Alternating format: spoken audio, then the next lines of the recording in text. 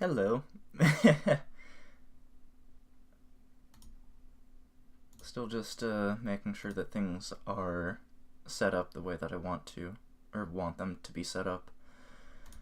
Um, yeah, am testing the, or testing out doing just a layout where it's just the game, um, because of some streams in the future that I want to do.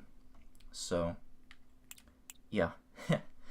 Anyways, this is going to be the start of a playthrough of Mario Odyssey that I want to do. Essentially, I'm just going to be 100%ing the game, but on stream. I'll be doing this over the course of however long it takes me to complete the game during these streams.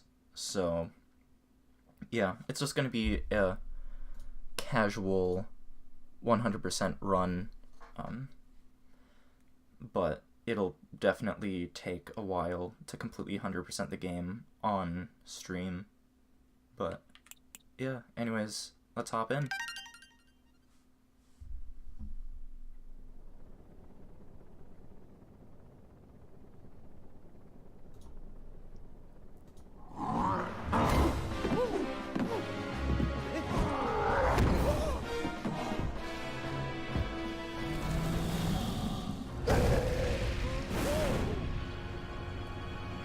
Can I just say that I love how this game starts? It's such it's so refreshing compared to all the previous Mario games where it was just essentially Mario and Peach having a casual like Sunday afternoon, and then all of a sudden Bowser comes and steals Peach. Whereas with this, they're right in the middle of the conflict, and it really helps to make things feel more tense, and I guess maybe to an extent emotional.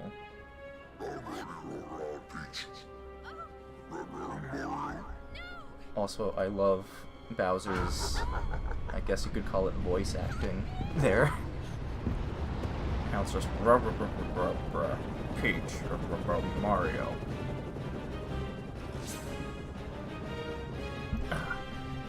Sorry. I have some tea and some water with me, so yeah. And I'm also still trying to play around with audio levels, just making sure that things are how I want them to be.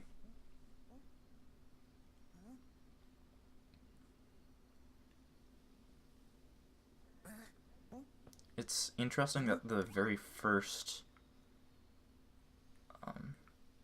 I guess thing that the game has you do is mess around with the camera. It honestly, now that I think about it, it makes sense because the camera is more so it's more free than it is in most other, or really every other 3D Mario game. So it is actually pretty interesting that it makes you get used to controlling the camera before actually moving Mario around.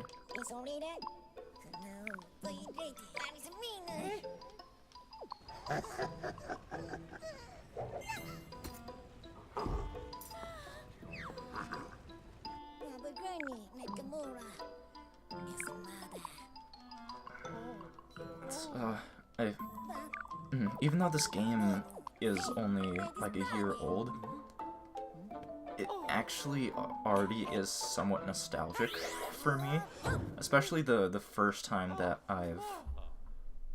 the first time that I played it at a friend's house. It was definitely one of my favorite times playing a video game. It just felt so magical, especially because at that time I didn't have a Switch of my own, so that was especially magical. And I guess now to an extent that magic is kind of gone, because now I have the game on tap and I can just play it whenever I want to. Hold on. Trying to do there we go. Do that with the motion controls of the Pro Controller. But yeah, also, this game makes me nostalgic for this past summer, even though I had to deal with some flood damage around my yard. I got the Switch and Mario Odyssey around the middle of the summer, and honestly, I think that was the best time for me to get both those items, because it really helped to take my mind off things. And I guess I also do that with games that I've already 100%ed, is I boot them up whenever I just feel like zoning out for a bit and just relaxing. So I guess that's also partially why I want to do this live stream, as a way for me to relax, and also, yeah, well, yeah, to relax at the end of a week, and just chill out and play some Mario.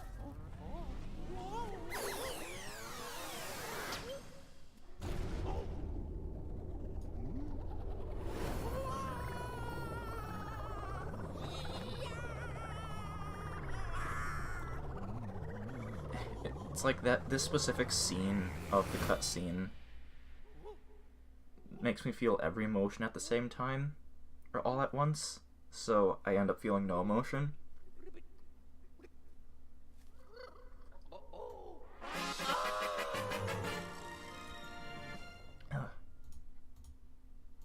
Okay, sorry. Anyways, I am now Frog Mario. I'm a frog. This is something. So yeah, it's interesting that this game more or less like completely ditches power-ups in favor for the capture mechanic. Like there are absolutely no traditional power-ups in this game at all, and I honestly feel that the capture mechanic is a logical evolution of power-ups. Because there are instances in this game where in previous games you would be given a fire flower to complete whatever task you need to do, but in this game, instead, you capture, like a fire bro. Yeah, fire bro. And I'm honestly wondering where are they gonna go next with the next main series, 3D Mario game, now that there's essentially no need for power-ups anymore. And so where are they gonna bring things? Where are they gonna bring things?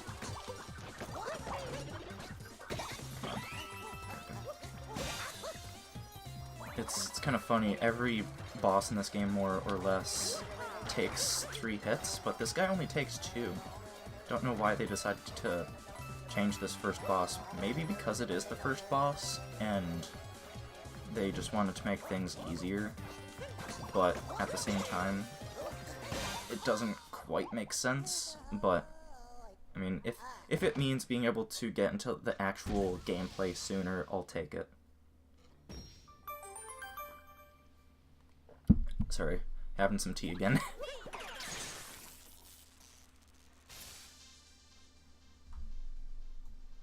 So let's bump up the game audio a little bit more.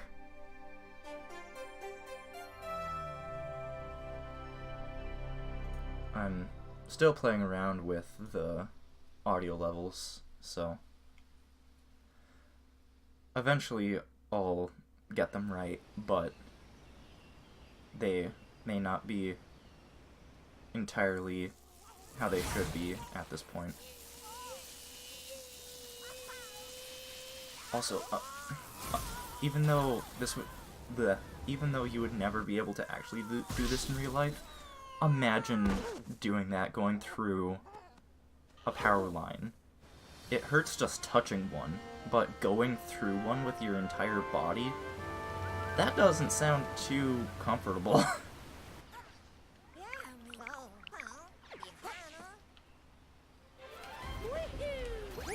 Anywho, let's not think about that too much and actually get into the main gameplay.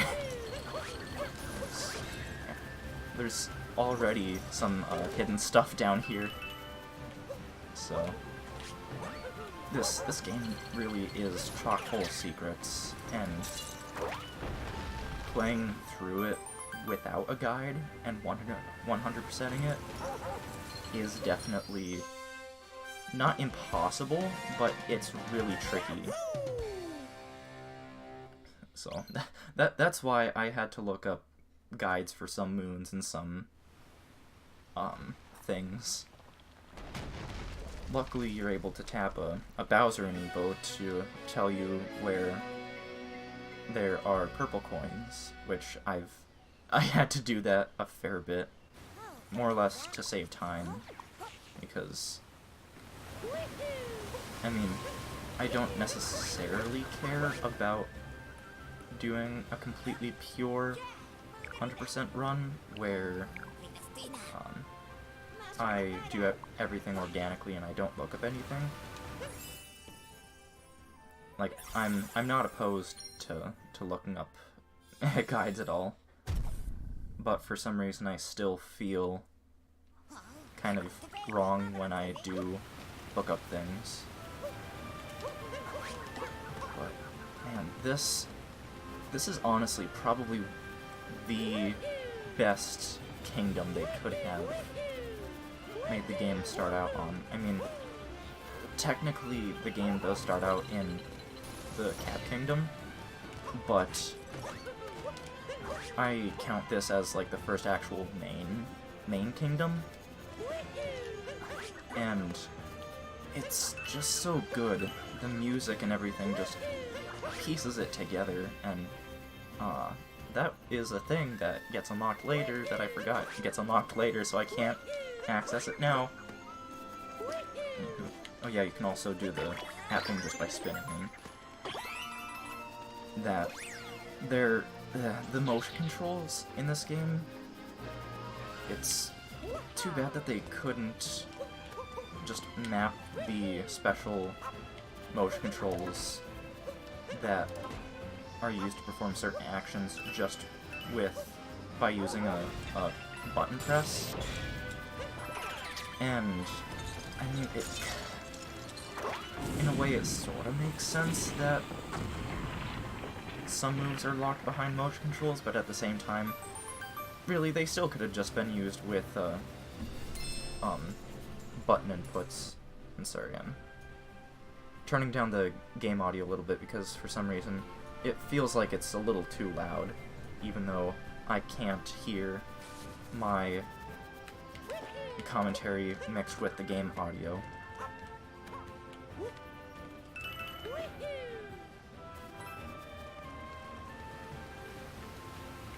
So, these 2D sections, I've always thought, well, always, like, I've been thinking about this for years, but it feels like a natural evolution of something introduced in a previous game.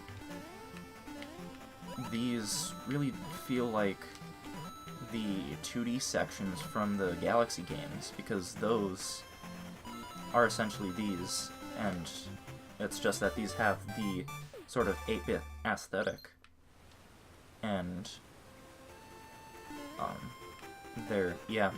that's more or less it, but still, it feels like maybe a little bit more of a polished version of those 2D sections.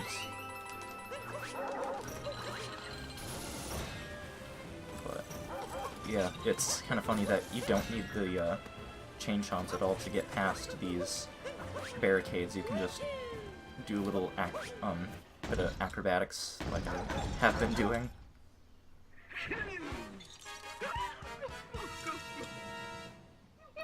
Can definitely tell where the part of the budget for jiggle physics went to. Sorry.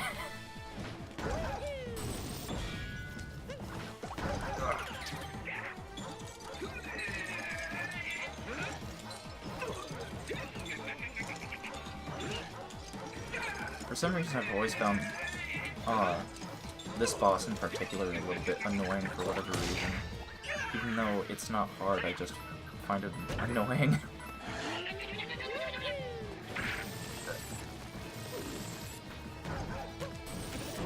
Also, now that I'm thinking about Chain Chomp, I'm thinking about the Piranha Plant being playable in Smash 4. Honestly, I think I will try to, at least for a little bit, main Piranha Plant, because it just seems hilarious to me if I can actually become good at using Piranha Plant, and I consistently beat people. But I'm gonna have to really start picking up Smash Brothers in general again, because it's been a long time since I've played Smash Brothers regularly.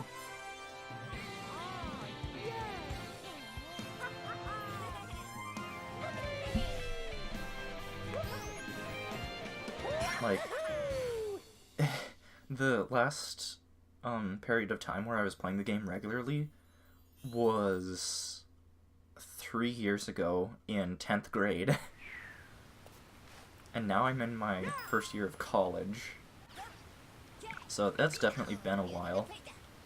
I mean, I've picked up Smash 3DS again here and there, but I haven't been playing it as normally as I used to. Like, I used to play the game every single day, and I kid you not, every single day. Even if it was just for like 10 minutes, I would still boot it up and play it.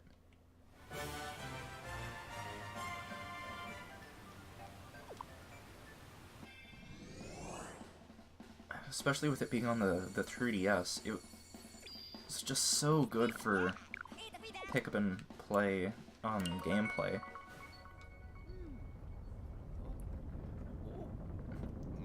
Especially when the game had a built-in music player.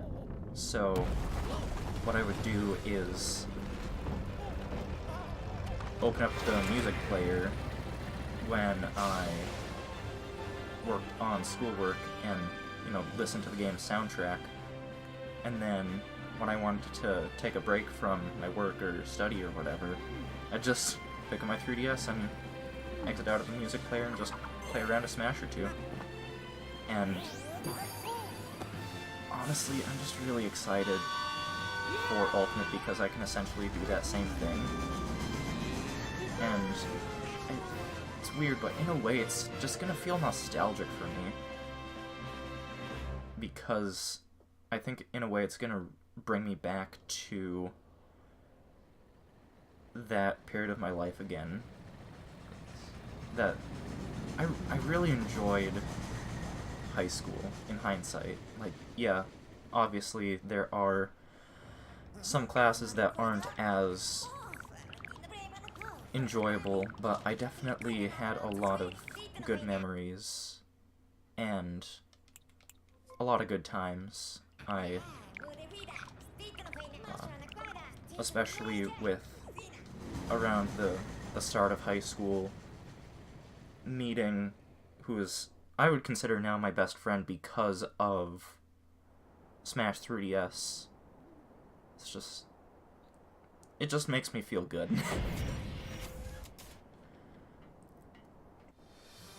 But we're not playing Smash Brothers right now, so let's focus on getting atop that tower first.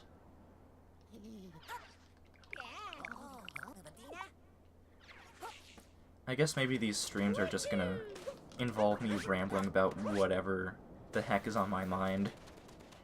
So, I guess expect a lot of that.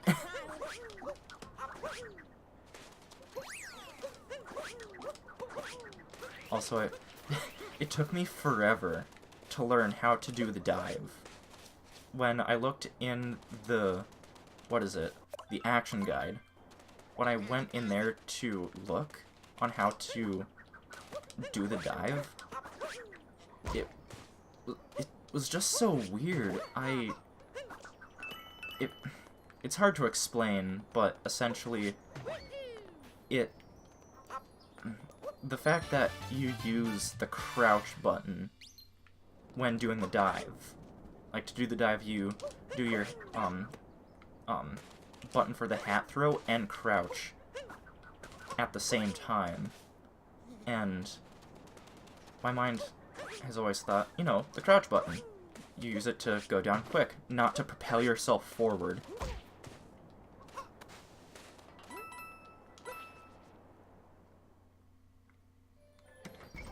And also, I'm not going to focus on collecting every single last moon in an area before going to the next one, because, I mean, I'll say it right now, spoiler warning for essentially the entire rest of these streams. 3, 2, 1. Once you beat the final boss, you unlock more moons to find in all of the worlds, like, again, so along with all the moons that you have still yet to find, there are now even more moons, so I've always found it kind of pointless to collect every single moon before getting those extra moons unlocked.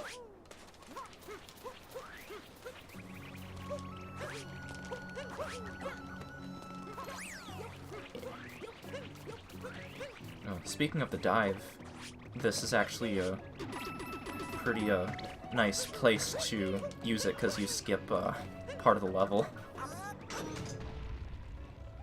Not like this is a speedrun or anything, but I don't think there's anything too like worthwhile back there, so it helps to save a couple seconds.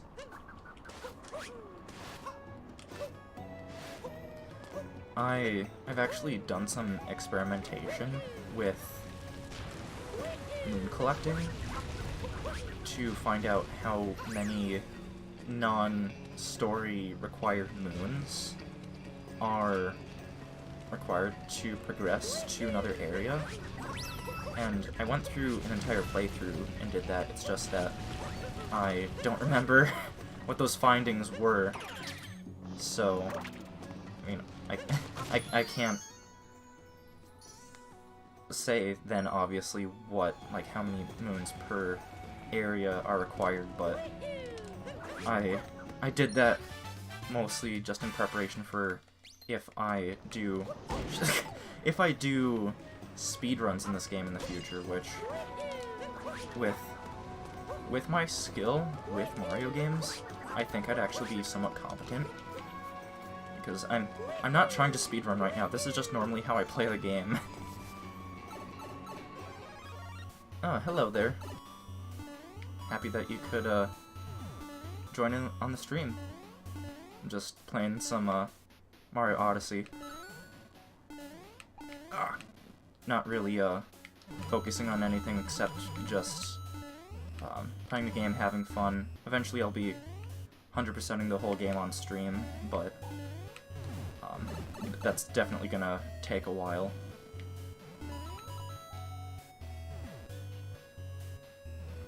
Toxic.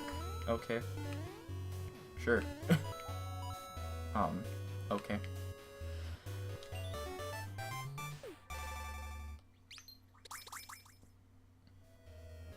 Ugh. Anyway, I really like that you're able to teleport to any checkpoint that you've activated. It is super helpful for the end game, well, rather post game.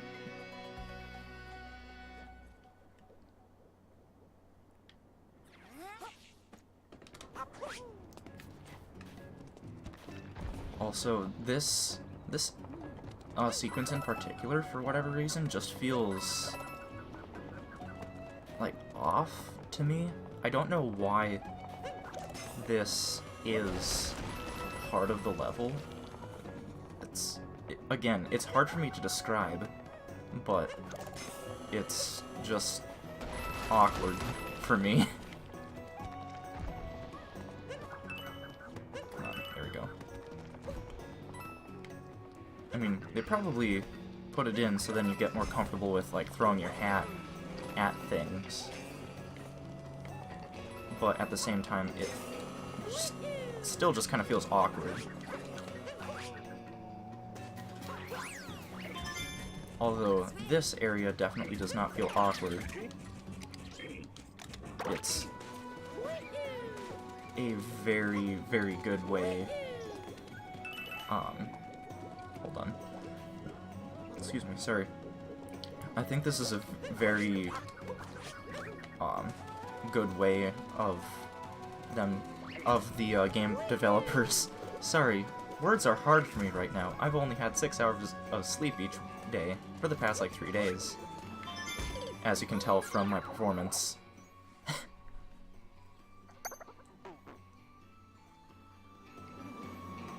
Which, when I say that, it's a wonder that I decided to stream this game. Or rather, stream at all.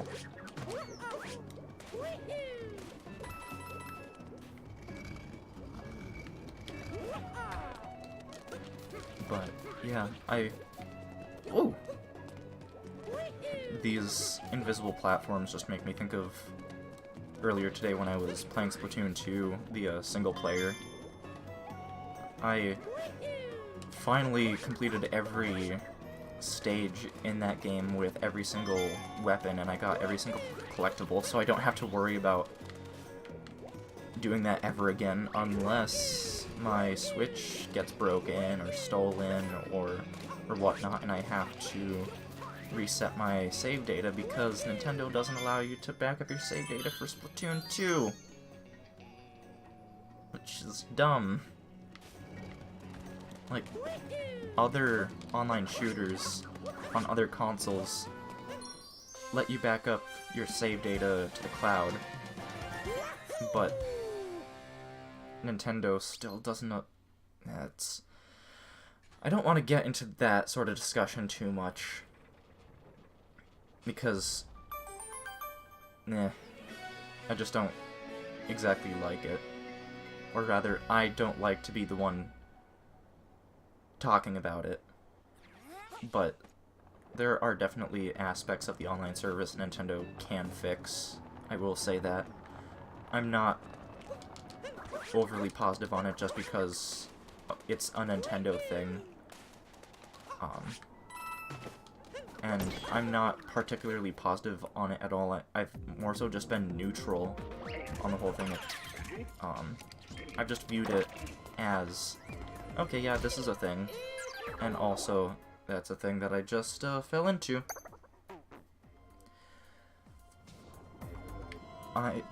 Excuse me.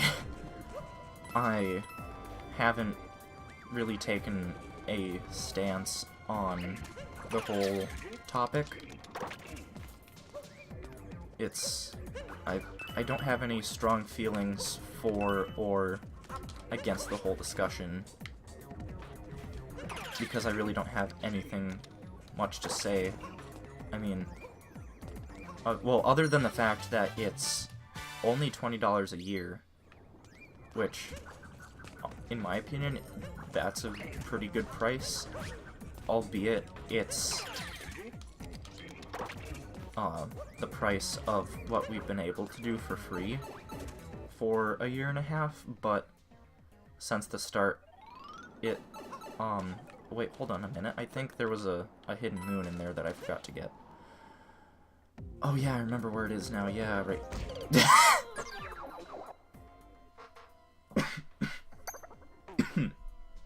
Excuse me, sorry.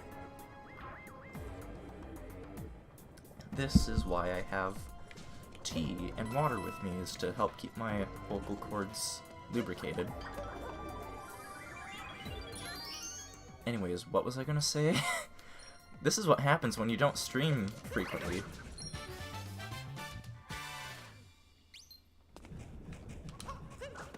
Anyways, Nintendo Switch Online.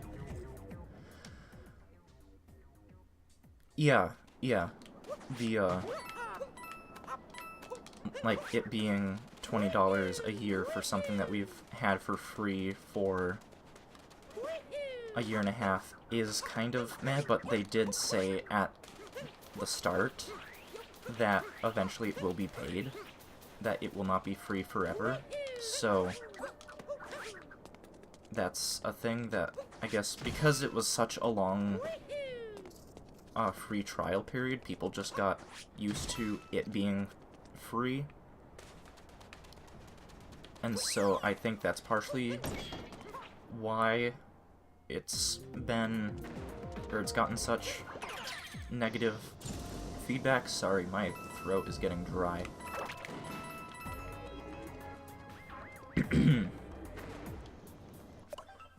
I apologize for that. I feel that if it would have been implemented sooner, the paid aspect of it, I don't think people would be ripping on it as much as they have been. Yeah. Because it's like, you're just become conditioned to something being free for so long, but then you all of a sudden have to pay for this thing that you've been using for well, not years, but for an extended period of time. So at this point I just feel like I'm repeating myself. Oh, this is always, oh shoot. That's always tricky to get past. At least if you're impatient like I am, specifically in that section. I always tend to be impatient in that section. And also I forget that I can release the accelerate button. That I don't have to be constantly holding it.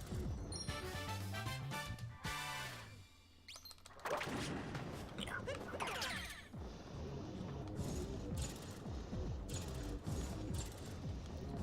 Yeah, it's... Nintendo definitely can do better with their online. I mean, people have been talking about how they should get dedicated servers for all like their main games like Mario Kart and Splatoon and Smash Brothers.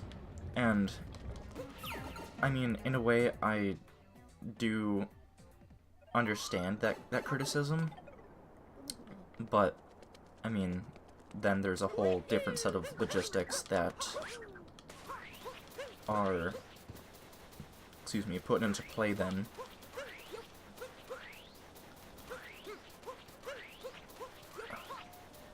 I really need to, do this streaming thing more often because my throat is not...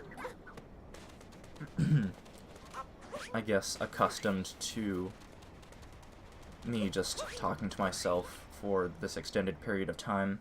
Also, it's probably partially due to me drinking hot tea, which kind of tends to make my vocal cords a bit more sore. Luckily, I have just regular water.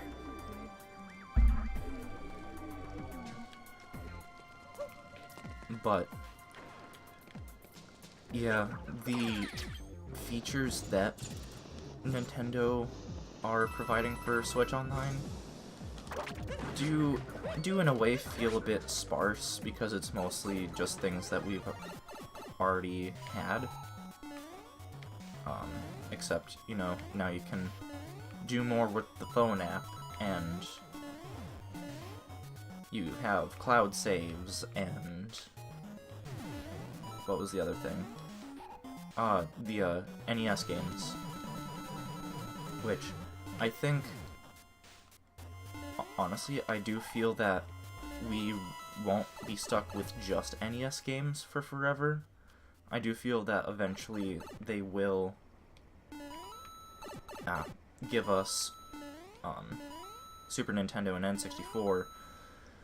GameCube might be a bit of a stretch, especially with the file sizes for games, because those are larger, like, well, obviously much larger than, like, Super Nintendo or N64 or, those older console games. So honestly, I feel that the way that they're going to handle GameCube games on the Switch, if they decide to even do them in the first place, is still have the same sort of interface that the NES games do.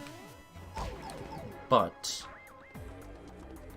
the software that you download to play them, like the software that you download to play the NES games, it'll be like that, but you won't download all the games right away in that one piece of software, because, like, there are some games that can take up, like, over a gigabyte of space, and to just have this,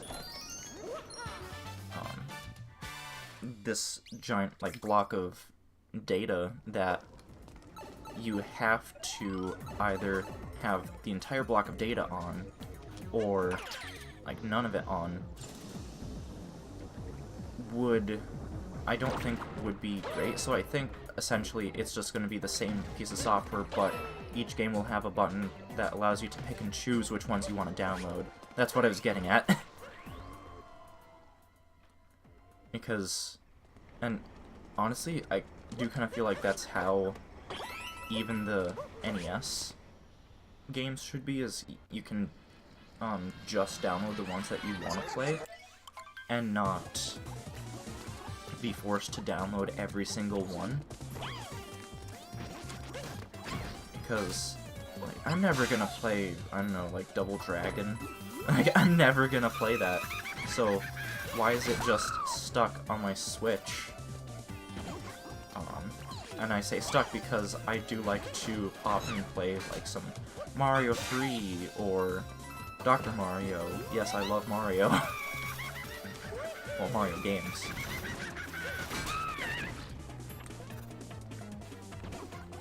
Yeah, I feel like being able to download things a la carte would make things better, and yeah, it would just please the weird side of my brain that thinks about these things.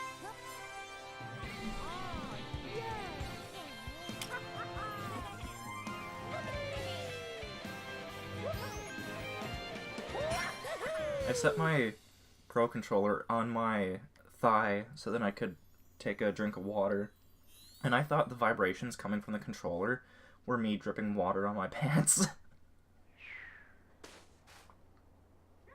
Luckily, there's no water spillage at all.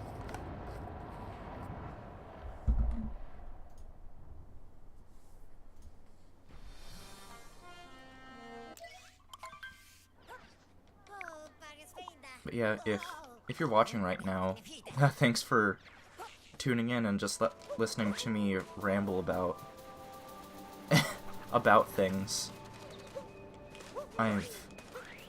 I'm wanting to do this more often, and I think streaming more often will allow me to become better at streaming, which, I mean, now that I say that, that makes complete sense. Doing things a lot can make you better at them. Ah, shoot. It's just that in the past, I've done a bit of Let's Playing on YouTube, and I've always wanted to get into live streaming. It's just I haven't had the equipment to do it, but I guess being more of an adult with an actual, somewhat, like, reliable source of income can have its perks, because I've been able to buy my first desktop PC. Like, I bought that November of last year. I got the Switch this past June, and I got my Elgato capture card only like 2-ish weeks ago. So yeah, and also the microphone and the webcam, which I'm not currently using right now, around the same time as my computer. This whole, like, past year has been kind of surreal for me in that regard, that it's like now I have more or less, like, all the equipment that I've kind of coveted from, like, every other content creator, and it's like now I can actually create this sort of content, and it just makes me really happy. One thing that I am very appreciative about is, like, so the Let's Plays that I've done in the past have been 3DS games, where I point a camera at my 3DS and I play the game, trying to not let the fact that there's a camera between me and the screen affect my gameplay. But more often than not, that is actually really affected my gameplay, and I don't feel like the gameplay in those videos is representative of how I actually, like, what my skill level actually is. And so having the capture card and everything, it makes me happy in that regard, because then right now I'm more or less just playing a game normally, and I mean, my microphone is covering up part of my screen, but it's not, like, I'm not having to completely tilt my body to the side to still be able to play, so I'm really happy about that. Because now I can feel free to be more risky and a lot more I guess, like, precise with my gameplay, if that makes any sense at all.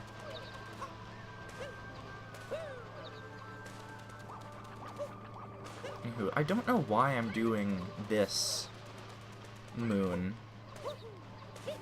I mean, I already have all of the moons required to go to the next area, and I'm just completing all of the story-based moons in an area before going on to the next one, so I don't know why I'm doing this one right now, but I guess let's open up the map and save some time.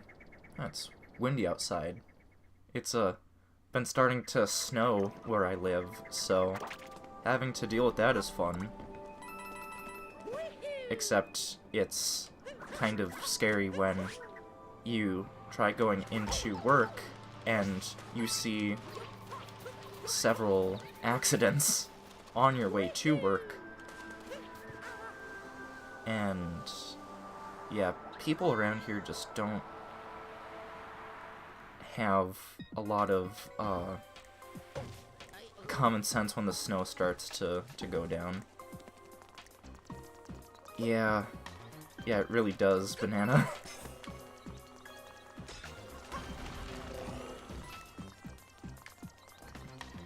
One thing that I will say about winter, like one good thing about winter, is that really, for the most part, there are no bugs that you have to deal with.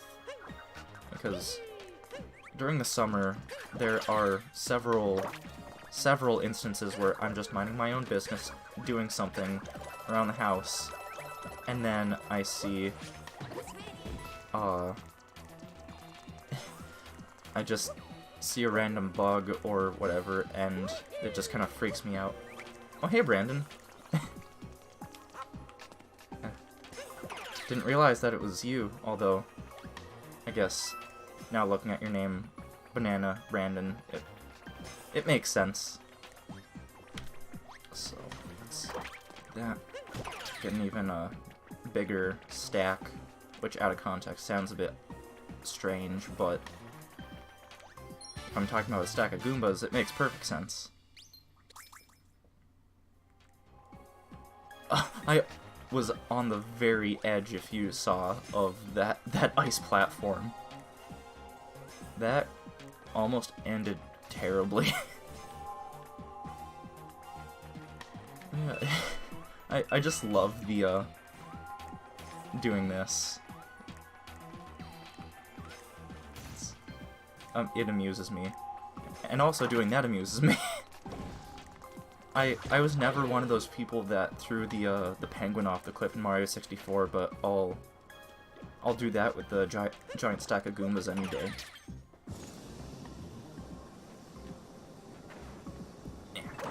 figured I'll also get this this moon right away as well.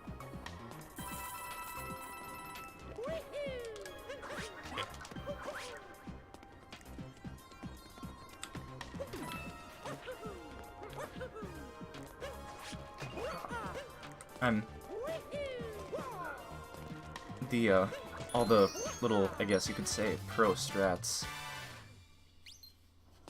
I can't believe how quickly I've been able to kind of perform them.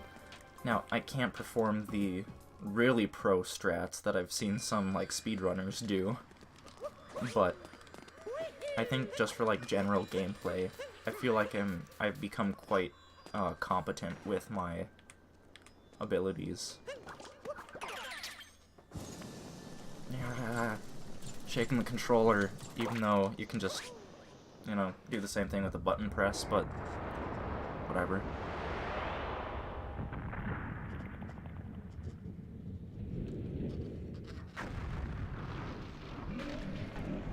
Also, for some reason, I decided to set the vibration intensity in this game to its strongest level. For whatever reason, I just really like the extra rumble. Which, out of context, again, sounds strange. Ah, shoot. Ugh. One thing that I've been noticing with doing these streams is immediately when I start talking at the start of a stream, I start talking lower than how I normally speak. And I think that's why my throat gets so sore so fast, so I think I'm gonna just try to start talking how I normally talk. I mean, I don't know if you can tell any difference, but yeah. Ah, shoot. Doing all this talking is distracting me. Shoot. Gotcha. Nice. I think it's partially a mindset thing. Whenever I talk lower, I tend to talk slower, and so I am able to better enunciate and pronounce things. And that's kind of what you want to do when you do live streaming or anything that involves your voice. But, I mean, I can still talk clearly without talking lower. It's just that talking at my normal tone makes me feel like a 12-year-old. Like, by that I mean I haven't fully hit puberty, even though I'm 19, and I've definitely gone through puberty. But I guess it's a sort of a, not necessarily like a late bloomer situation, but yeah. At this is one of those points where I'm just, my brain is trying to make sense of something, but I don't really know what sort of sense it's trying to make, if that makes any sort of sense. A lot of sense. Sadly, no dollars.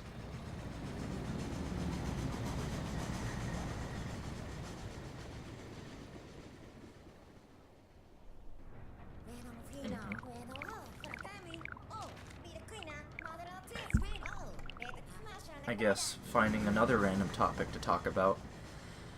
I absolutely love the Switch's hardware.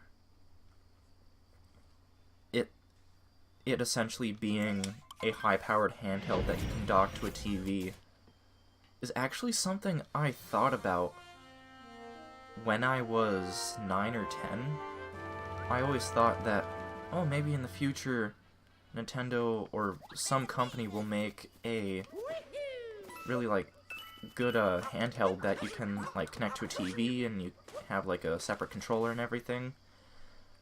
And it's essentially like they used that idea that I forgot about and, like, expanded upon it. And it's just so good. A lot of people, well, not a lot of people, I've heard some people complain that they don't exactly like the Joy-Con, and I can definitely tell, or I can definitely see where they're coming from when they say that. They're mostly talking about, like, Joy-Con drift issues and the fact that maybe they don't entirely feel the best, and the fact that they can absorb hand oils like nothing.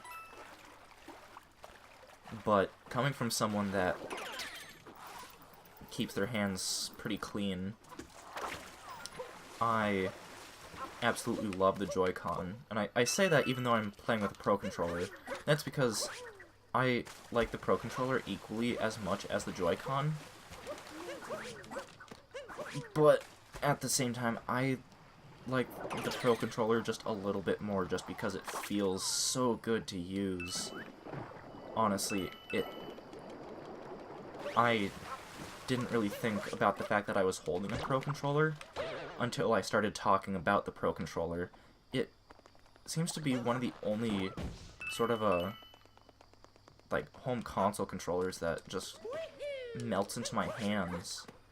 With other controllers, I definitely am, well, I'm almost always aware that I'm holding a controller, but with this, it feels like what I'm doing with my fingers is just an extension of what I am thinking, in a way almost like mind control, but not quite. But I also feel that way with the Joy-Con. I guess it's because I've played my 3DS so much, and the Joy-Con really remind me of how the 3DS's buttons feel.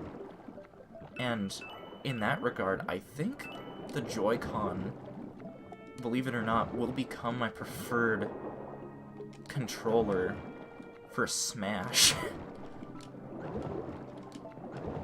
Because I played Smash 3DS so much, and I've gotten used to playing Smash 3DS with the type of buttons that the 3DS has, that to go to any other sort of input method would feel strangely foreign to me, similar to how a lot of people will play Smash with nothing but a GameCube controller, because they've played so much Smash with the GameCube controller that they can't imagine playing the game with anything else. So I guess the 3DS is just like my GameCube controller, but luckily I'll be able to have a similar sort of experience with the Joy-Con. You know what would honestly be hilarious is if I, A, get good at using Piranha Plant, and B, do so with using just a single Joy-Con. Because in all of the trailers that have come out for the game, it's confirmed that you can play the game with a single Joy-Con.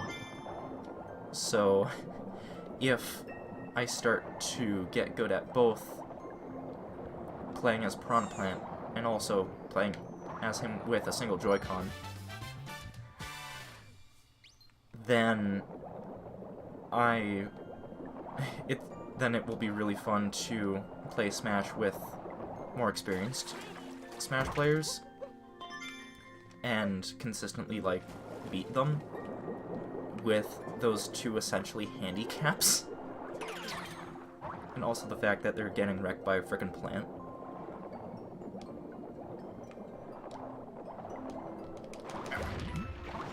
Ah, shoot. again, I wish that you could do that motion. Oh wait, oh yeah, I forgot you can do it. With just the sticks. You just repeatedly rotate the control stick. I completely forgot that you can do that just with button control.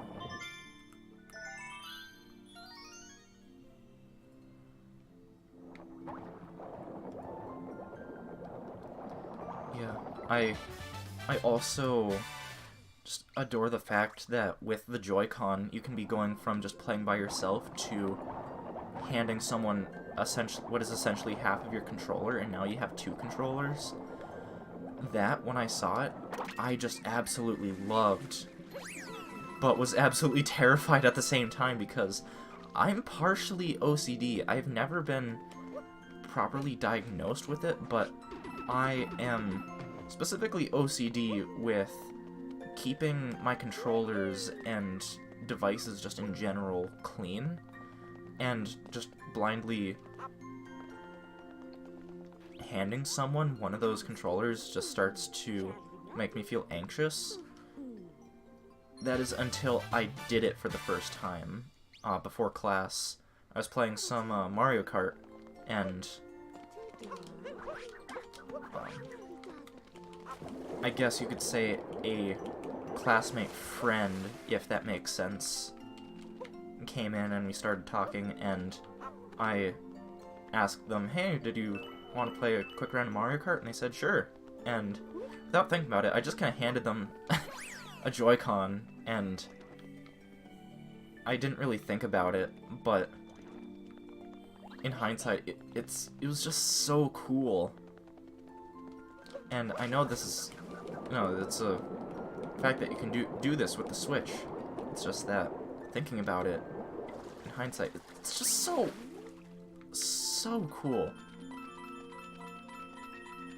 Even though it can feel crippled compared to even just using 2 Joy-Con.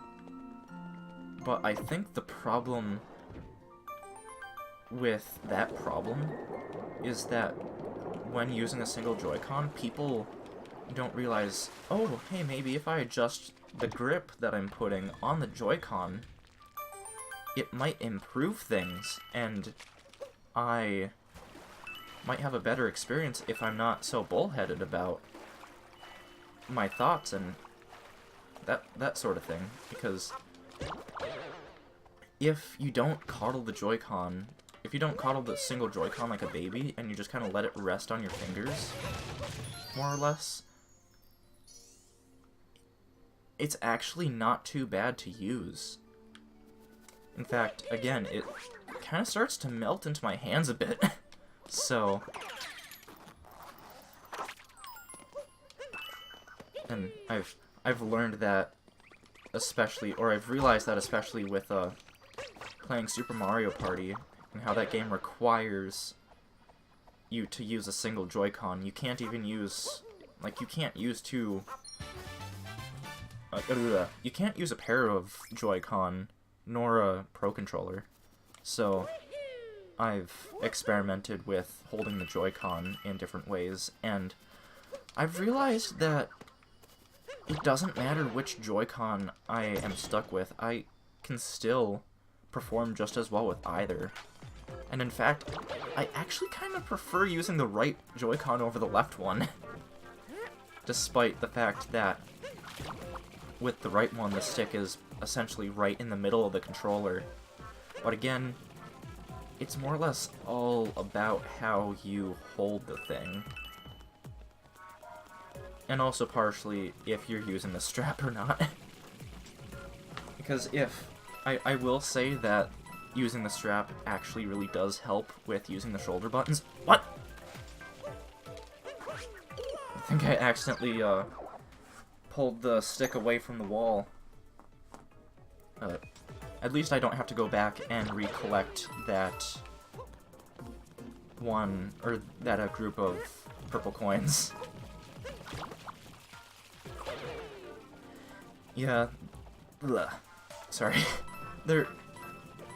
there are some things about the Switch, like having to use a single Joy-Con situations, that I feel that people don't realize that maybe it's not a problem just with the hardware, but rather with how people are using the hardware. And I mean, yeah, hardware design should be done to where you don't have to think about how to use the item, but sometimes you do have to think about how to use the item, because then in the long run it will do nothing but just benefit your, or improve your experience with said item. People just think that how it feels initially to use is how they should judge it by. So I'm dead! At least I didn't die, but now I have to, go back to that chest.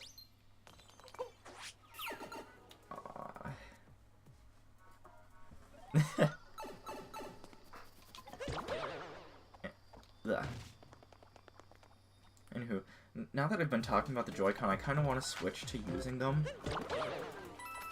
But at the same time, I'm fine with just using the Pro Controller. Well, you know what? Here. Let's, turn off the Pro Controller, because you can do that just by tapping the sync button. Put it in my docking station.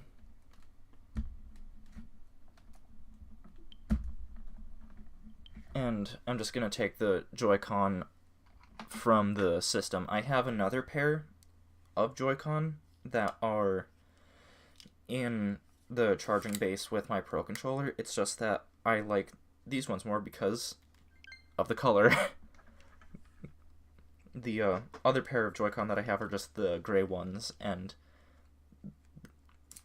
I specifically got the Switch with the gray Joy-Con just because I wanted to get colors of Joy-Con that my friends didn't have. So, and they don't have the gray Joy-Con, nor the pink, nor the green, nor the, like, regular red ones. And so I'm planning on eventually importing the, mismatched pair of Joy-Con, the mismatched ones from, like, Europe or wherever, where the right one's pink and the left one is green, because I have the, shoot! I have the, I guess you could say the American ones, where it's the left one is pink and the right one is green.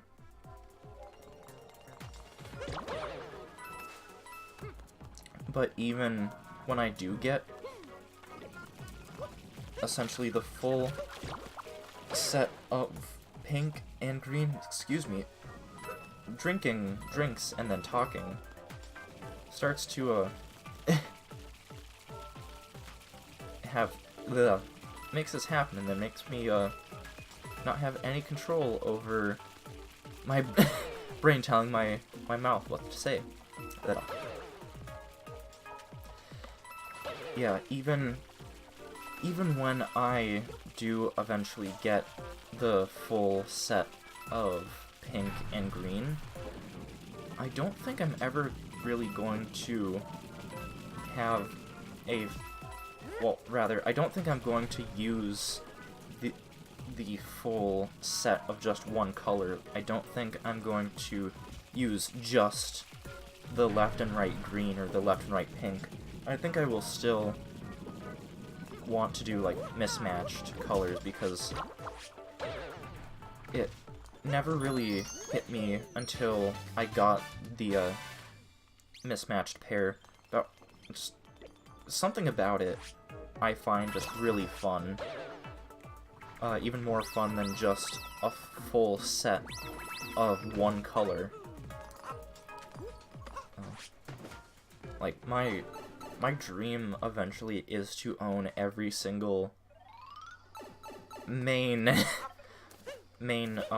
color of Joy-Con, because there are definitely some Joy-Con that I don't think I want to get, partially because of availability, like the Smash Gray ones. What am I even doing? This is what happens when I'm talking and I'm playing a game, is that I'm neither great at talking nor playing. But yeah, eventually I do want to get the full set of blue, or neon blue, neon red, the regular red, and yellow. It's just that I've already spent enough money on things for the time being that that's not really a big concern for me at this point to get those additional sets of Joy-Con. Plus, not only would I be spending money on those Joy-Con, but if I wanted to keep all of them charged, I would have to be buying new, like, charging base stations for all the Joy-Con. And you can get, like, sort of like third-party ones that are safe, and they work just fine. It's just that I prefer to get as many, like, first-party accessories for something as I possibly can, just because I know that, like, they're gonna work, and there won't be any sort of compatibility issues. I say that even though I did not get the officially licensed film screen protector for the Switch. I think it's just the basic screen protector that you can get, or that Walmart carries.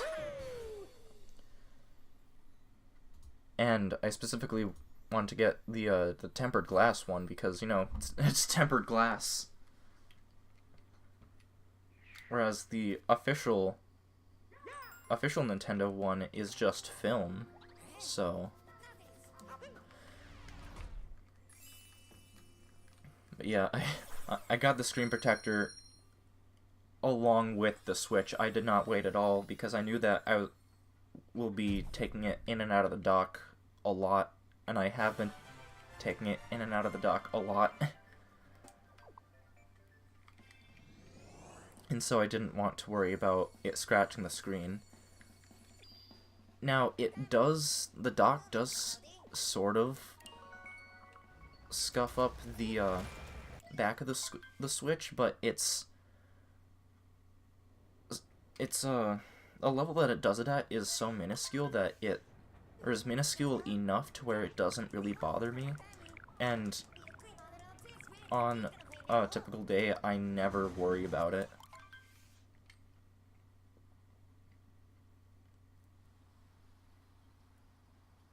It's not like, it's not like the screen getting scratched to where you have to be, like, it's happening on the same, or right next to the area where you are looking at.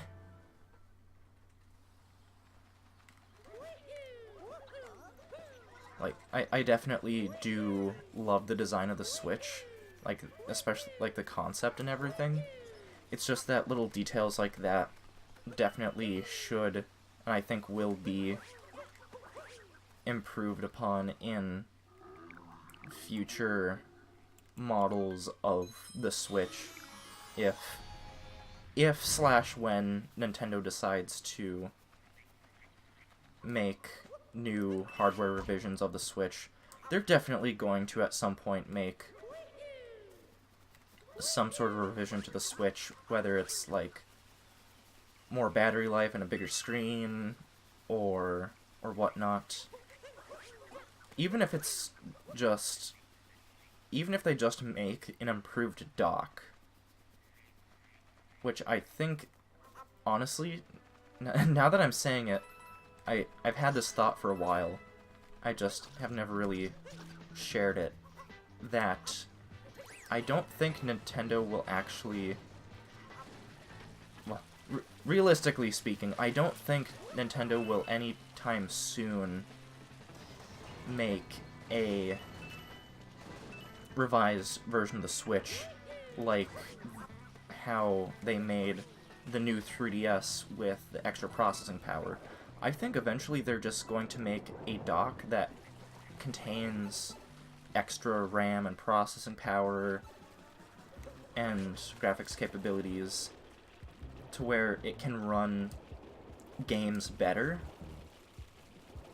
Not just run exclusive higher powered games, but just run games better when in docked. And maybe it would also have some sort of 4K like upscaler or whatnot in it. Essentially like a dock Pro. Because I think the Switch in handheld mode, for the most part, is fine. Like, I was at first sort of concerned about battery life, but then once I started using the system and realizing how often I'm putting it in and out of the dock, battery life most days is not an issue for me. But I think I do feel that at some point they will make a improved dock with those extra processing capabilities and also just better physical design that doesn't scratch up your console. Because I don't know how they didn't see that, and this is coming from someone that takes care of their things more than the average person. I don't know how that little design flaw slipped past their QA testing. Did it just happen because what we as end consumers got are like mass-produced versions of the item, and so then because of that there are little things that are different that weren't taken into account in QA testing? Or honestly, I don't really know. I'm just glad that in that regard, I'm glad that I waited to get my Switch, especially when there's been little murmurings about how Switches, like new Switches that have been available starting from this summer, actually apparently have better Wi-Fi and better screen, or I guess I should say different screen temperature compared to earlier Switches. Because, I mean, I'll have to test this with one of my friends' Switches, because I have some friends that got the Switch like 2 or 3 months after launch, and one of their Switches is actually quite bent from use, from like heat and everything, which that actually, I should say that the bending is from just poor case molding, because if you actually stopped to look at a Switch from soon after launch, there's a pretty good chance that it was already bent slightly out of the box, and that was actually the very first thing that I checked when I got my Switch, is the case on mine bent. Luckily, it wasn't, so that's good, even though my eyes kind of play tricks on me. Sometimes it's like I think I see a very slight bend, but no, it's just my eyes wanting to make me feel anxious about everything. Speaking of feeling anxious about everything, I'm on 1 HP. There we go.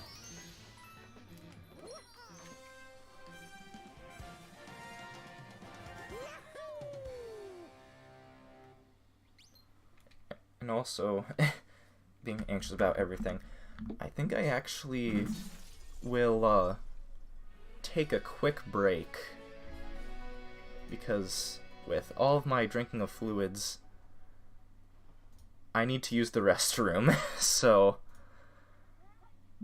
I will be right back.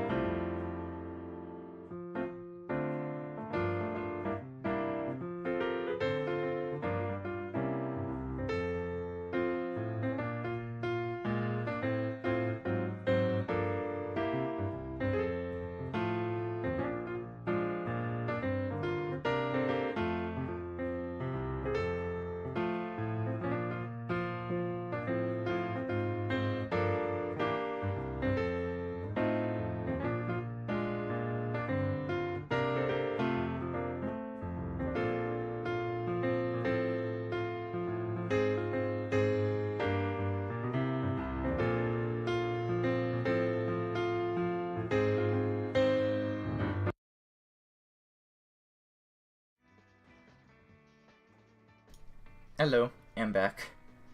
Sorry, just had to do that quick because I was feeling a little uncomfortable, and I think the end point of this stream will be when I take out, or when I complete the last story-based moon in this area.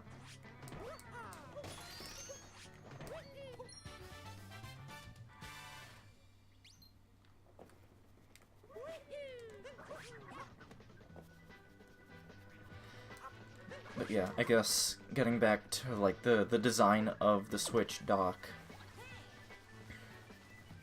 It's strange that the inside of it is more or less just all hard plastic. Like, they didn't think that over time that would cause some sort of damage, or, well, not damage, but just, I guess more so like cosmetic damage. Like, they couldn't at least make the rails a softer material. I mean, now that I think about it, then it would make things hard to clean, and then dust and dirt would probably get trapped in the dock easier, and therefore still cause scratching. So I guess in that regard, the choice of doing using plastic rails instead does make sense, but still at the same time, that's one little design thing that could be worked on for the next, or for a revised Switch dock.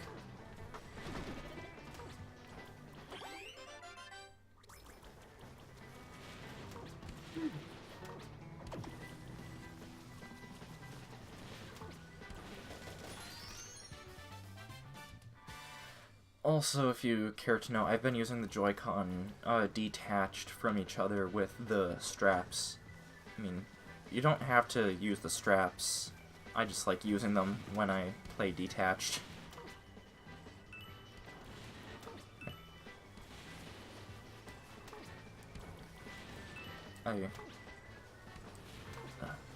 I remember when I was younger and I played on the Wii, I always used the wrist straps.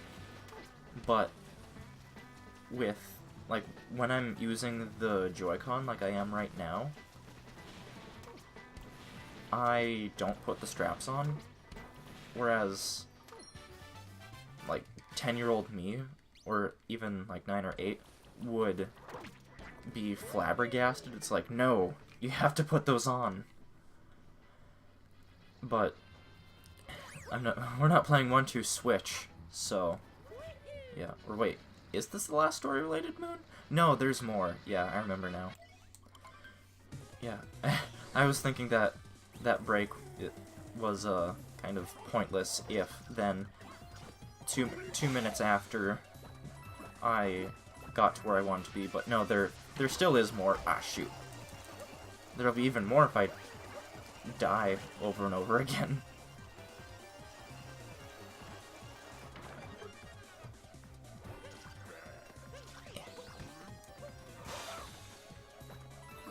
Also, speaking of the Switch improving, I am so glad that now there's YouTube on the Switch.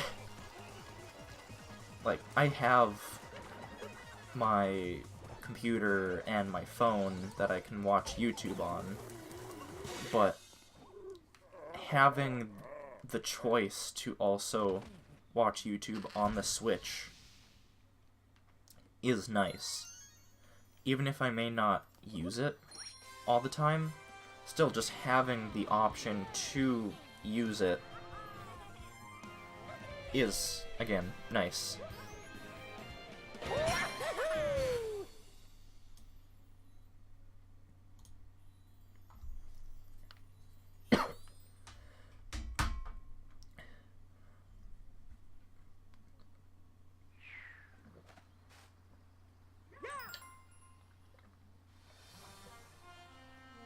I forgot to finish my tea when it was still hot.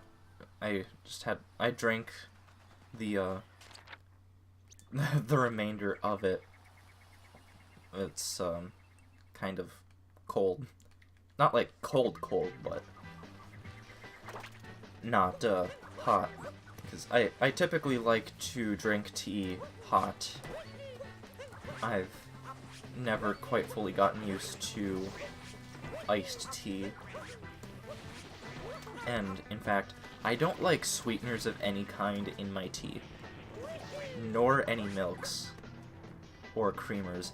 I just drink it straight up. So, this is the thing about this level in particular, that I always get confused about the level geometry and where the heck to go. Oh, wait, yeah, okay, now I remember. Ugh. Yeah, it's behind this checkpoint. These, sherms. Use one of these and break open the barrier. It's like right when I started thinking about it, all of a sudden I remembered. Anyways, receive this machine's seed, which sounds bad. Also, I didn't quite get the nuts. This is getting flagged, isn't it? No, it's it's not.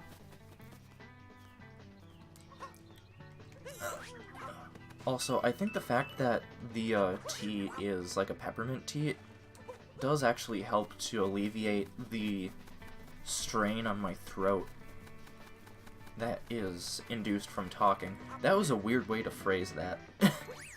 But that's the way that I chose to phrase it, so...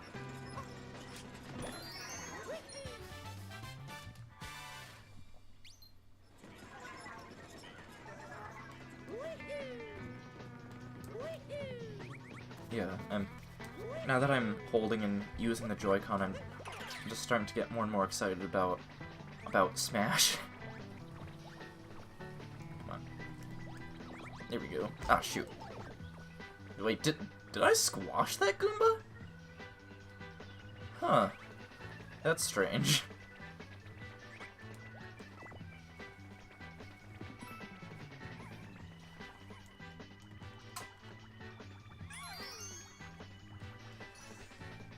One thing I will say about this game is that it kinda tends to recycle a lot of different moon ideas. Like, yeah, they're fun, but it's kinda tends to get a bit repetitive when you have to go through every single world, or every single kingdom, and, well, in each kingdom, doing the Koopa foot races twice in each world. Like, doing it once, yeah, that's fine, but doing it twice, even when the first time that I do it, I end up getting a faster time than the Golden Koopa in the second race, just feels unnecessarily redundant, and I feel that for that specifically, they could have changed it to where if you, on your first run, got a time faster than the Golden Koopa would in round 2, then it should just give you that second moon anyways, because, well, you've already proved that you're that fast, so it shouldn't have to waste your time.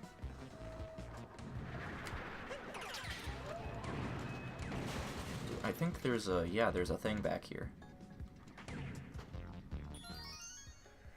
I know I know that there's a moon back here purely just because I saw a Twitter video about it around the game's launch.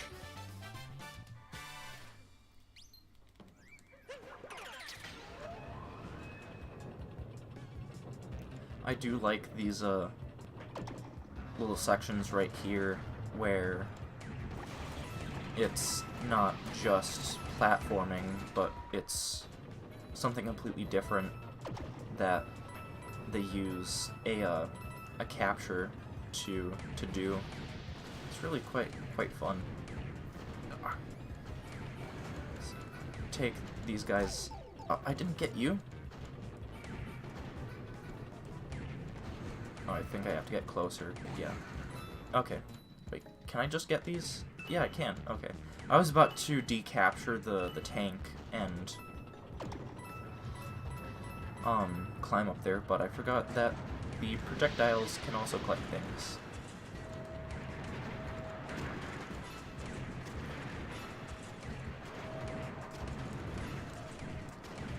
Also, for some reason I'm deciding to use the motion to aim, even though you can just use the right stick.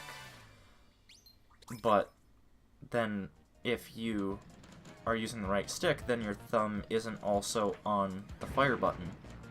When you're using motion, your thumb can just be on the fire button. So in that sense, it's just better.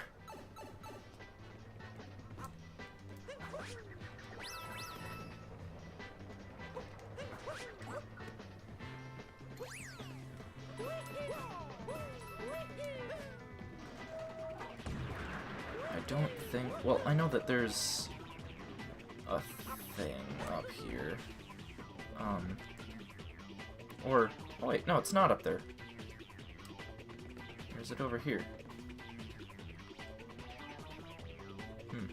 I think later on there's a nut that gets spawned there. So... yeah, it's not available right now. Ah, shoot. I think... yeah, there we go. I've heard someone say once that this looks like a fidget spinner. And, I mean, it does sort of look like a fidget spinner, but... still, it's kind of weird.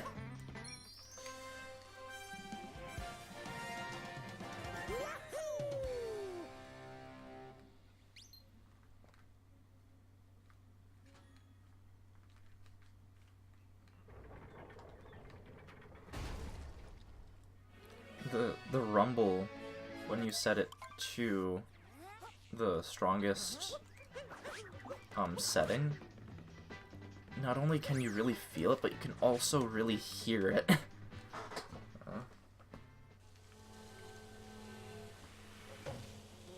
Oh yeah, this is already the last story-related moon in this kingdom, so that's a thing, I guess. But I think it'll be a good time to end things off then, after this. Flowers, flowers, flowers, must have all flowers. Do not mess with me, biped. I love that line specifically. It's so good. Also, these bosses, once you know how to defeat them, they are just, they're not very difficult at all. Like, this may catch some people off, but at the same time, it's still really easy. Like, oh, yeah, okay.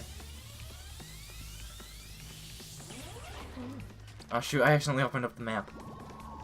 I set it to where I can use up on the D buttons to open the map, because I don't like having to be constantly reaching for the minus button, and so the D up button just made more sense. And yes, I call it the D up button because in a way the D-pad on the Joy-Con, I guess technically the plus control pad on the Joy-Con, with it being 4 distinct buttons, just reminds me of the C buttons on the N64 controller. And because it's where the D-pad would be, I typically like to refer to them as the D buttons. that's that.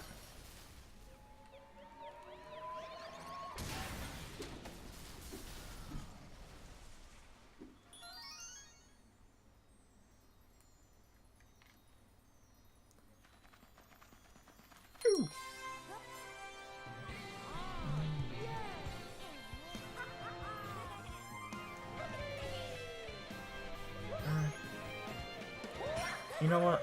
I don't think I'm gonna end things off yet, or quite yet. I think we'll see what exactly the game throws us in next, and then decide from there.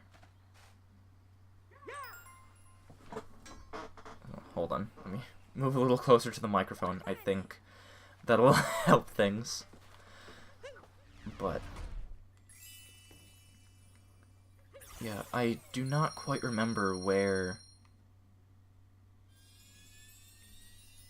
the game brings us next after the Steam Gardens.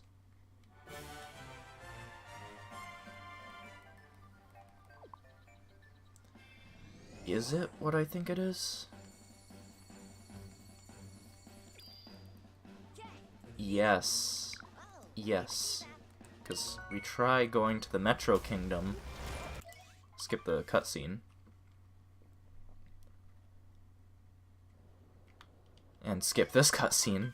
It's nice that you can at least skip the cutscenes. We try going to the Metro Kingdom, and there's an interruption.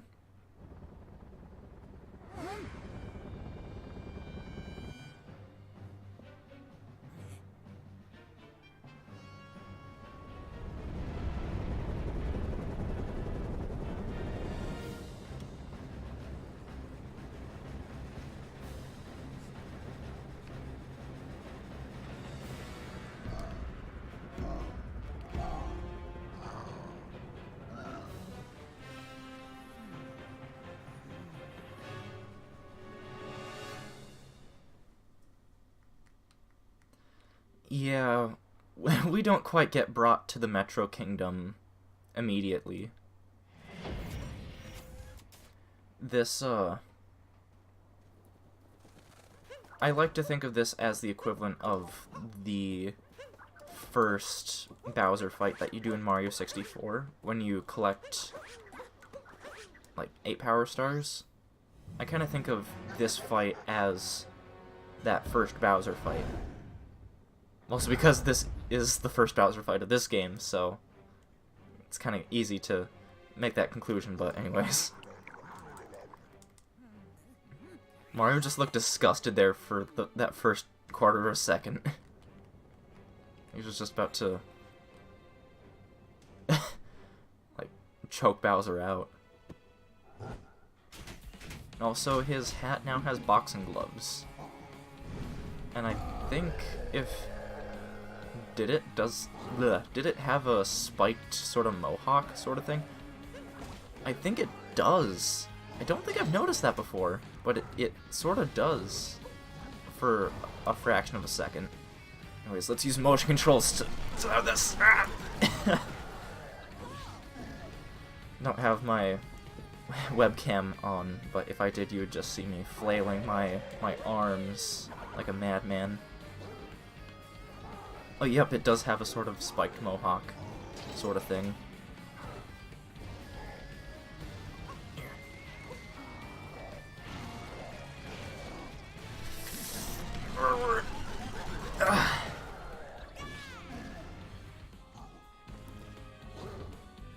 So, yeah, it's like any other Nintendo fight where it's 3 hits and they're dead. Except for some reason the final... I guess spoilers for Splatoon, the final boss of Splatoon takes much more than 3 hits per phase. It's more like 8. Which I am happy that they didn't recycle that cliche for every single boss in that game, but still. I feel like it's used more than it should be in a lot of Nintendo games.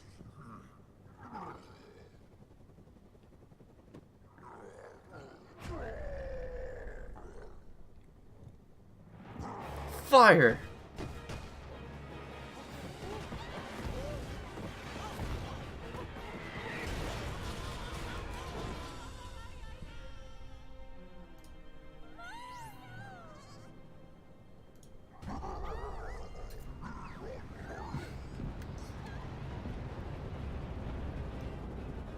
I would say it's interesting that they gave Bowser dialogue in this game, but I mean, he's had dialogue in other games, so that would not have made sense, but I decided to say that anyways. Oh yeah, that's right, you still don't even get brought to the Metro Kingdom. You get dropped in the Lost Kingdom.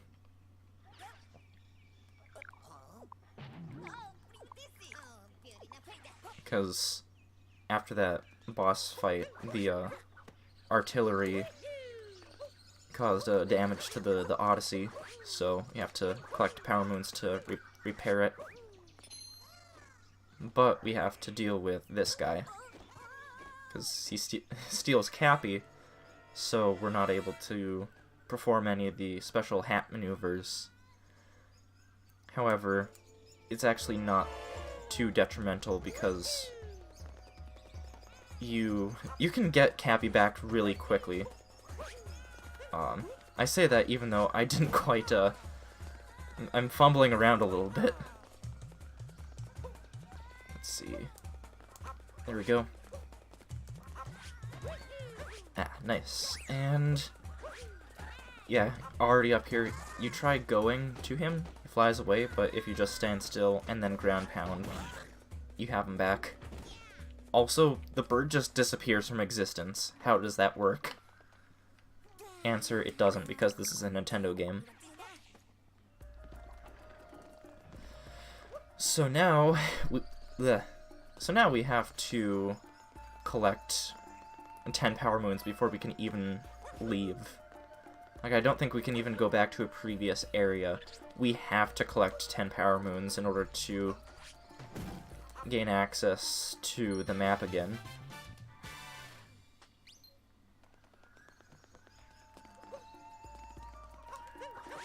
Yeah. Oh yeah, these... Oh, shoot. These guys are interesting. They hold on to Cappy, and they propel forward. I feel like these guys could have been used for some, like, greater things later in the game, but from what I can recall, they don't really appear outside of the Lost Kingdom.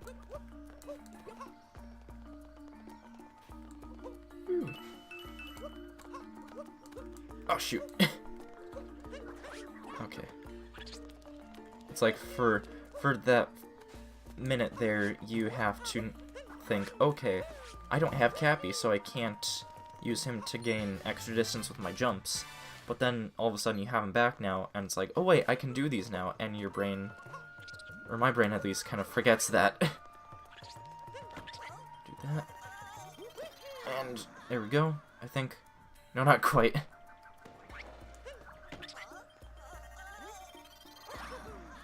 There we go.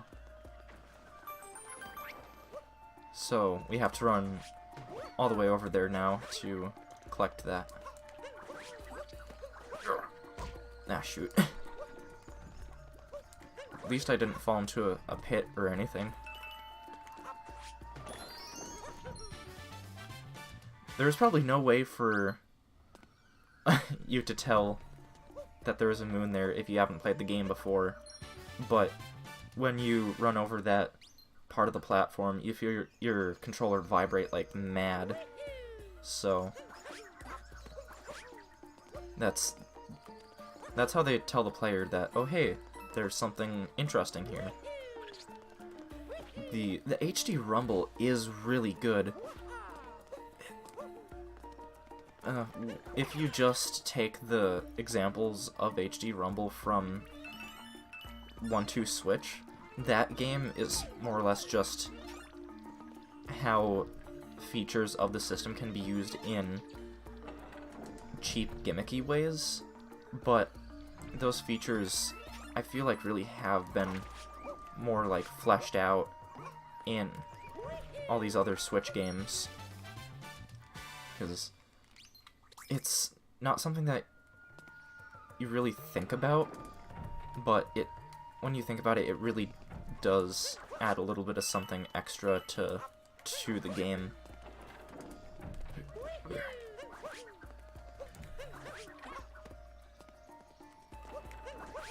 Also, you don't need to use those guys to get around here, you can just do this.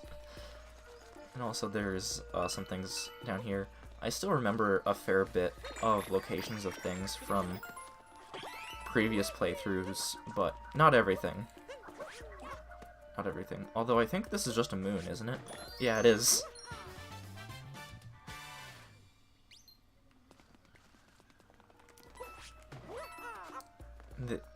If you know what you're doing, you don't stay long in this area. You don't stay in this area for long, I should say. It's been a day. Ooh, there we go. And I think up here, actually, yeah, there's a moon. So we just need one more. And, yeah, there's one down there. So let's use the glide on right here to get it. And we're good to go. Good to head to the Metro Kingdom.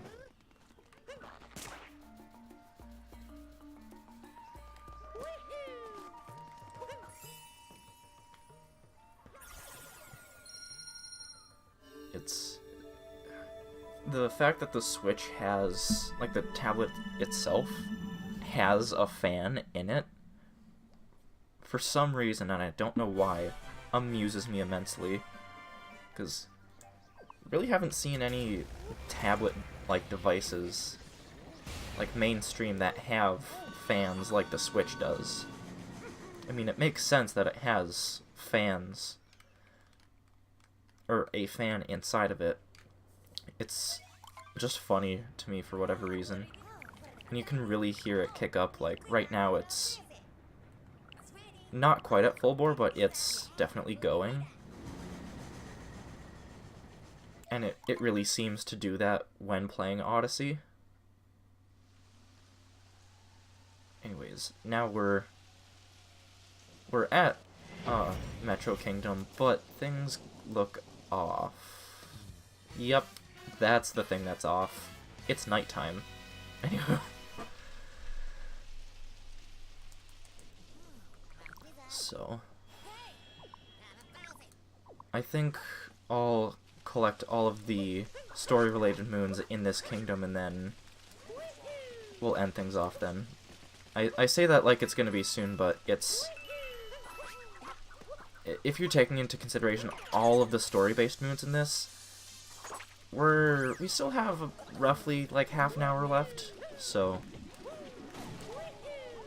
because there are the moons for this first sequence, but there are moons, story-related moons, that you can get, or, well, that you get after this first phase, after this nighttime phase. And there are lots of little things you can do in this specific part, like capture one of the Sherms and use them, but you don't actually need to capture any of them. You can just run along.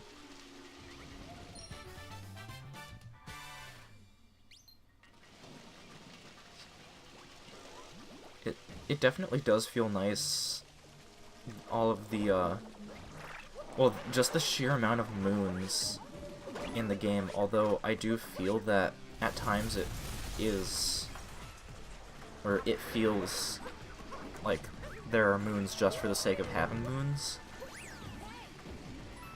Like, it feels at times like too much, but I don't know, it still does feel rewarding, nonetheless.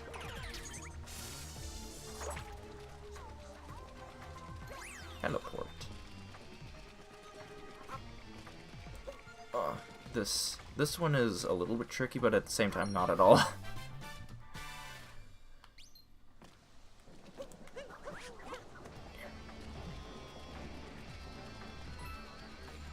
And are there just purple coins? Yeah, there's just purple coins over here. Eventually I will be collecting everything, but for right now, for these first couple streams, I'm just going to be more or less blazing through the main story of the game, because then after this, essentially, the entire game gets opened up, and then you can complete things at your own pace. Ah.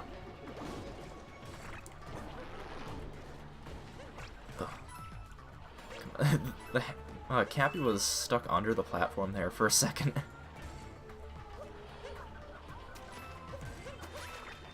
Ah, shoot. Now there we go. Ah. That was bound to happen at some point. There we go. Some of the placement of the purple coins is tricky. It's a lot of the times, well, some of the times it's not really obvious, which I guess from a design perspective is kind of a good thing, because if they're designed to be a collectible that or I guess, yeah, just a collectible in general, that is a good thing, because then it makes the player go back and explore areas, but at the same time you explore basically the entire map and you still are missing 3 coins, and then you use a Bowser amiibo to find where the coins are, and it's in the one spot you didn't look, or the one spot that you didn't realize that you didn't look. Ah.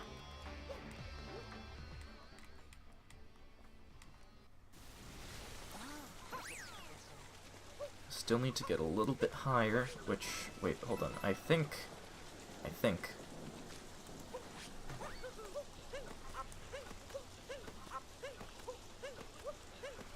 yeah, oh shoot! It's not like I'm gonna die if I miss this, so, yeah, just some purple coins. And also, this, platform? I don't remember this platform being a thing, but it looks like it's a shortcut. Or a quote-unquote shortcut. It doesn't really save too much time.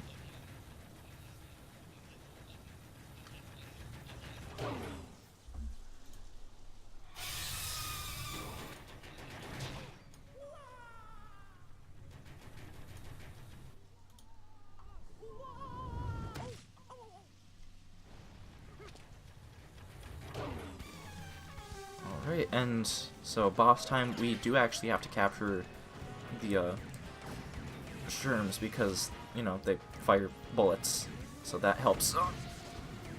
Oh, shoot. Okay, oh, there we go, and... oh, no, oh, yeah, there we go, got him. Now just mash on the button. And I'm using I was using the motion controls to aim, so then I could keep my thumb on the fire button.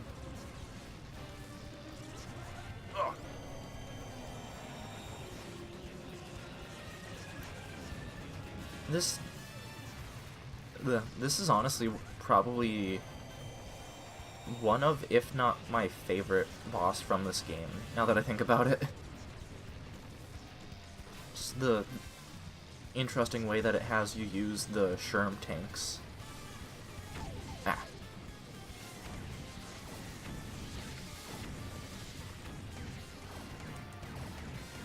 Okay. Come on. Oh, there we go. Got just in just in time. I can definitely tell that my voice is starting to get worn out a little bit.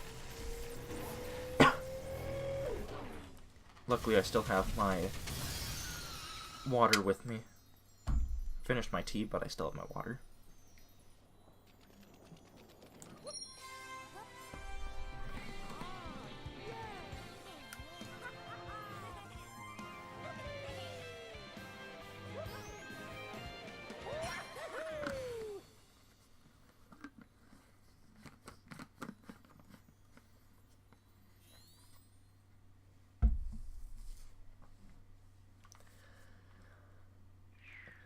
Anywho, now we're in daytime. Fresh start.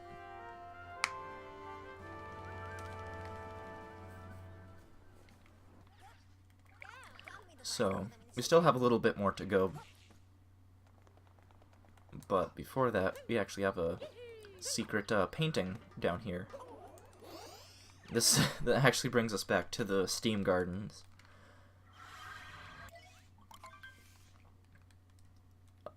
To a specific secret area that we can only access through this painting. But it's just for a single moon. So, that's that. Although I think from here you can, yeah, you can exit and go into the main level itself. Plus you can teleport into the box because there's a checkpoint in there.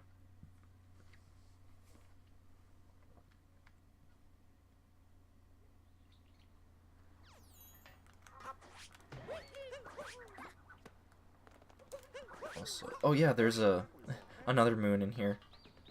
I'm probably going to be picking up, or I'm definitely still going to be picking up some extra moons that are not story related. But they're just convenient to get, so that's why I get them. Like these ones with the seeds. You can just plant them and then do other things, come back to them later, and they'll have moons.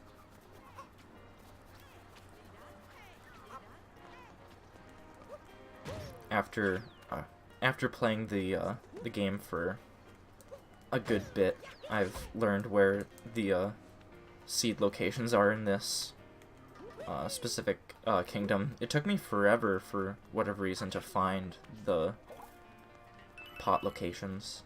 I should say, not the seed locations.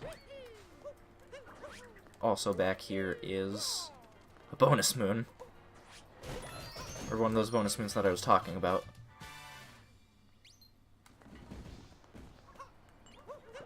Also do this to collect these purple coins.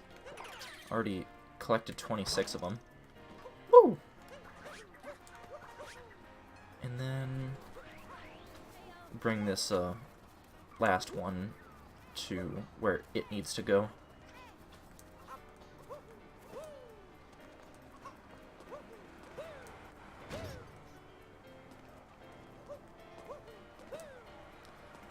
Where is it? Yeah, it's over here. Okay. Almost bounced on the back and front of that car. Ugh. Yeah, this area in particular has all these like little secrets that they're just really fun to find out. Ah, shoot.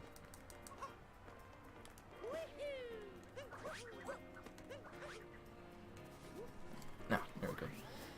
And let's hit this checkpoint 5 before we start doing the other, or I guess the second half of the story-related moons. Essentially, we're recruiting musicians to play for the next New Donk City festival.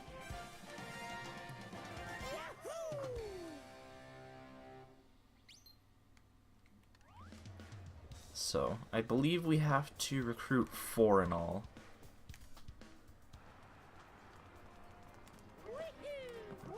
But they're not hard to find because they have the giant glowing beams pointing to where they are. And I think if we look back, yeah, you can see the other 2 just right there.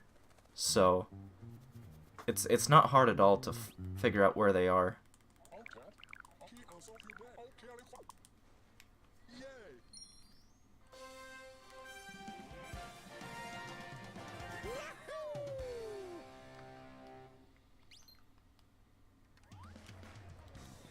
That is one thing that I feel like some parts of this game are a little hand-holdy, like this specifically. Hand-holdy in the aspect that if you just look for those beams of light, you can easily figure out where they are, but I personally would appreciate like a hard mode of sorts where they don't quite, they don't give clues like that. I guess is what I'm trying to say.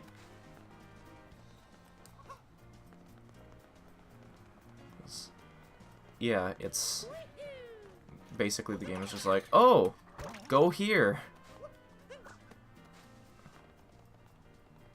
Yeah, these streams really should just be I ramble over Super Mario Odyssey, because I really haven't been talking too much about the game itself. I've just been talking about whatever's come to mind, which in that regard can make for good commentary, but sometimes not quite. Back when I was doing YouTube Let's Plays more, I always felt inclined to always be talking about the game that I'm playing, but because streaming is just so much more casual than like a highly produced like Let's Play video, I really do feel that I can just kind of sit back and talk about various things that are on my mind that don't necessarily have to be about the game that I'm playing.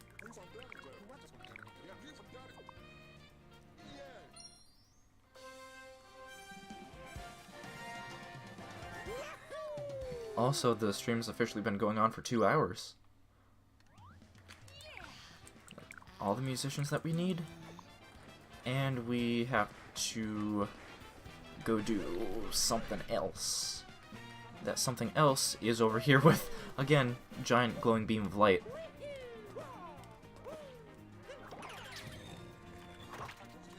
Well, how'd you do that? I have a magical hat that can possess things. What are you doing with your life?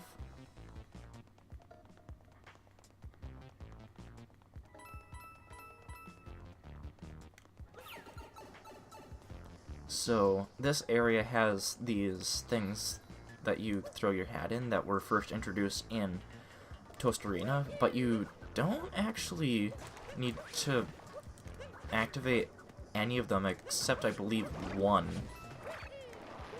And also, wait, hold on a minute. I'm missing a few things here. Yeah, some purple coins.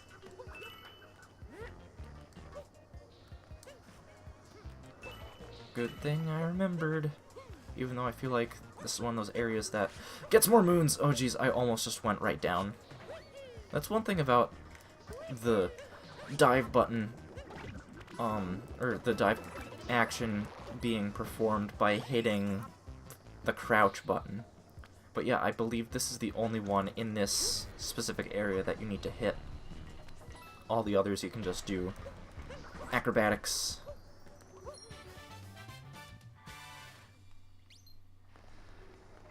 Also, if you look, the graffiti, it has a lot of cool little details, but I'm not gonna go over those right now because it's not really what I'm doing right now. Just casually playing. Ugh. There we go. And there's that moon. And after this one, there are a couple more moons. Story-related moons.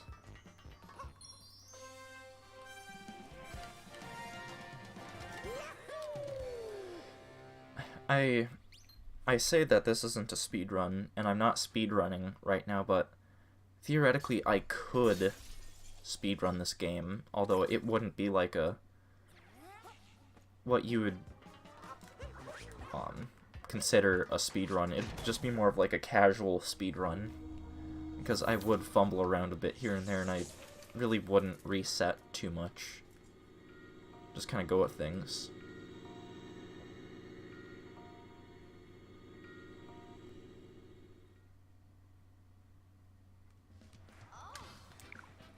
So now we can go to the festival, which I think it has the last story-related moons. So we'll do those, then get the final amount of moons required to go to the next kingdom.